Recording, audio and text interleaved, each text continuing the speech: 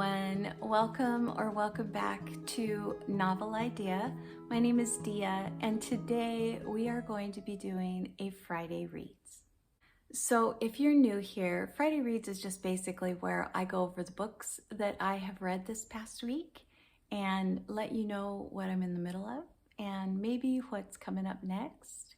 And we just have a little chat about books. So without further ado, let's just go ahead and get into it. The first book that I will tell you about is Wolf and Dog. And this is by Sylvia Vanden, Heede, and it is translated from the Dutch by Bill Nagelkerke. You can see some of the illustration here. It's beautiful. It's illustrated by Margie Tolman. And this is the story about two cousins, and one who is wild and one who is tame, and one who has a boss and one who does not. And they just learn to love each other in spite of their differences. And it's a very sweet story. It's not anything groundbreaking or earth-shattering, but it was really cute. And I read this for Women in Translation Month. And so this was a B for me. It was just an 85%. Like I said, cute book, B read. And that was my first one for Women in Translation Month. Then we move on to Where the Red Fern Grows. This is by Wilson Rawls, and this is the story of Billy, who is growing up in the Ozarks and really wants a pair of red-bone coon hounds to hunt with. And they don't have money, and so one day he finds a newspaper clipping, or his grandfather owns a general store that's not too far from where their cabin is in the Ozarks. And his grandfather gives him either the newspaper or the newspaper clipping that says something about a pair of dogs, and it gives Billy a goal. And so the first part of the book is just about him kind of reaching that goal. And then the second part is about him training the dogs and taking the dogs to do things and antics that they get up to. And there's some sad parts and there are some very fun, happy parts. And he's got a very loving family, and it's just a precious and totally enchanting, very endearing story. And so I told somebody this morning that my whole third grade class cried when my teacher read this book. I haven't cried since then on any of the rereads, but I think it's just because I know what's coming, and thoroughly enjoyed this. Thank you, AJ, for hosting this read along, because this was amazing. In case I didn't say that, that's why I was reading this book.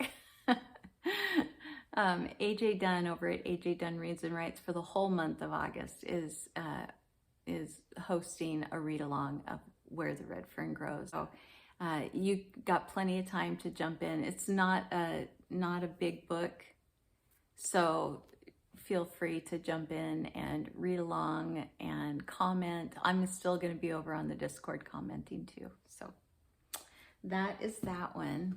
The next one that I read, and this is for Faustathon, and that is being hosted by Christy at Dostoevsky in Space and a few others, quite a few others actually. And this one I read for The Little Mermaid. This is Hans Christian Andersen's fairy tales. And this is translated by Naomi Lewis from the Dutch also, same as Wolf and Dog. Wolf and Dog was also translated from the Dutch. And illustrated by Joel Stewart. It was not what I remembered as the original story. So I need to find another version and read it because I don't think this is the original version. If you don't know the story of the Little Mermaid and the reason why I read it for Faustathon, the original story of Faust is about a man who sells his soul to the devil so that he can live longer, make discoveries, grow in knowledge of things. And so basically any story where you are selling your soul to someone and so that you can live either differently or live longer, it's kind of a retelling of Faust. And that's what the Little Mermaid is. Here's another illustration. The Little Mermaid is a story of a mermaid who dreams of living on land as a human and marrying a prince. And in order to do that, she sells something to a sea witch so that she can do this, or caveats basically. And if certain things don't happen, then she's gonna die. And so that is the story of the Little Mermaid and why I read it for Faustathon. This version, I am just gonna give a B because I didn't think it was anything fabulous. It feels innocuous in comparison to what I remember the original story being. And I also remember it being quite a bit longer than what's in this book. So I'm gonna see if I can find another version and see if I can find something that actually says original or unabridged or something like that, and do a little bit more with that one. The last book that I completed this week was Silverview. And this is by John Le Carre. And I think actually I looked it up and it said Le Carre. So maybe it's John Le Carre. This is the story of a man who is in the executive world in the city and really doesn't appreciate the morals of the people around him, doesn't appreciate the pace of being an executive in the city. He doesn't appreciate the pace of the city. And so he moves to a seaside village to open a bookstore and slow down. And in the process of this, gets caught up in an espionage, intrigue, life. Not he himself so much as he gets caught up in the story through other people that he doesn't realize, of course, that he is getting caught up in this at first. And so it was a well-written story. I kind of figured it out before it was over. The reason why I even put this on my TBR or my pile of possibles was because I saw a summer book reading list by Obama. When I was reading about the synopsis of the book, I thought, oh, well, that sounds pretty good. I'm gonna give this a B+. It's not something I'm gonna go back and read, but it was so well written and I really appreciated the characters. I came to really love two of the characters. Silverview by John Le Carre, and just a little espionage and intrigue story for you. Oh, he does fall in love in the story. I guess that's kind of almost a given in that kind of story. Okay, what am I in the middle of? So I am currently reading Dr. Faustus by Christopher Marlowe, and this is a very short one, and I am not very far in yet. This is a reread for me, and like I said, story of a man, in this case a doctor. Faust is a different kind of character in just about every retelling. This one is the most famous that I know of, there is also an opera, and the opera is actually based on this version. So I plan on watching the opera as well. So not very far in, but like I said, it's a reread, so I already know what's going to happen. I am also starting The Shadows. I am probably about halfway in this one. There was a statement at the beginning that was just beautiful. I told you in my pile of possibles for August when I was talking about this book that this is about a refugee, and it is about the one who survived. He's being interviewed by this man, being encouraged by the memories and the ghosts of the people who did not make it to tell the complete truth. It says, so here's the little survivor, and he's surrounded by these people.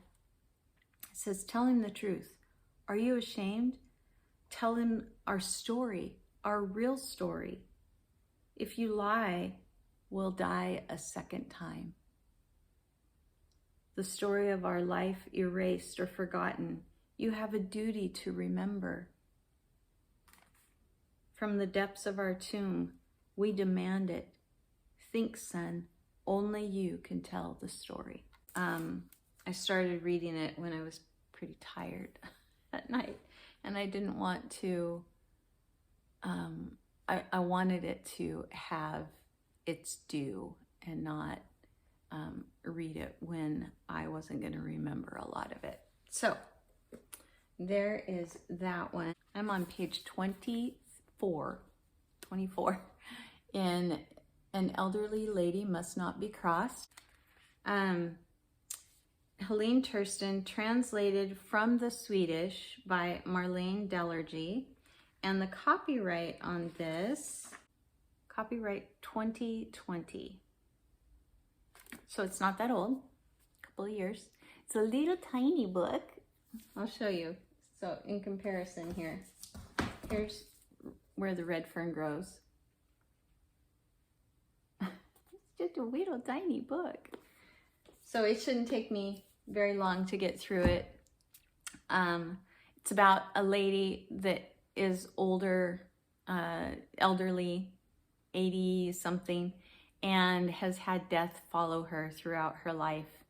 The book opens with her having already, not on page, but already found a dead body, and the investigation has just wrapped up. But she suddenly has a pair of detectives on her doorstep, basically wanting to know why all of these stories are kind of cropping up with her involvement in them, even though she's not involved in the deaths. And so she begins to tell a set of 6 stories that unfold her life to these detectives. So that's what it's about so far. So that's what I'm in the middle of. And up next, I was able to get these 2 books from the library.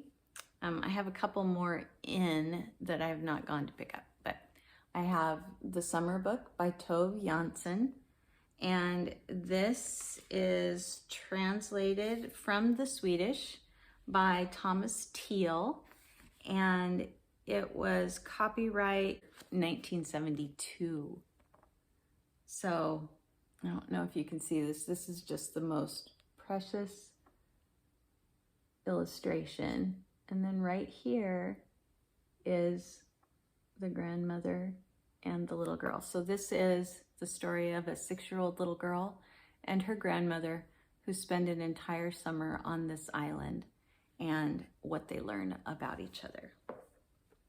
And then I found this last minute, Flowers of Mold by Seong-Nan.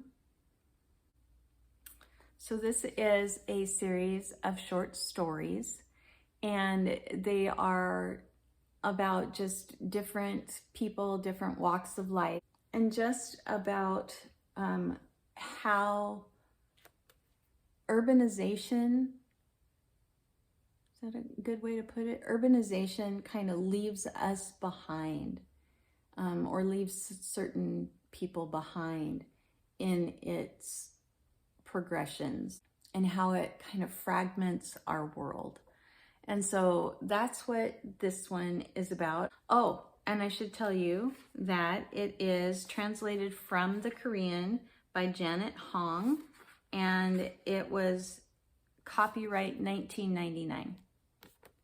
So that's that one. And then I also, in the library right now that I need to go pick up, are the Enterprise First Adventure by Vonda McIntyre and the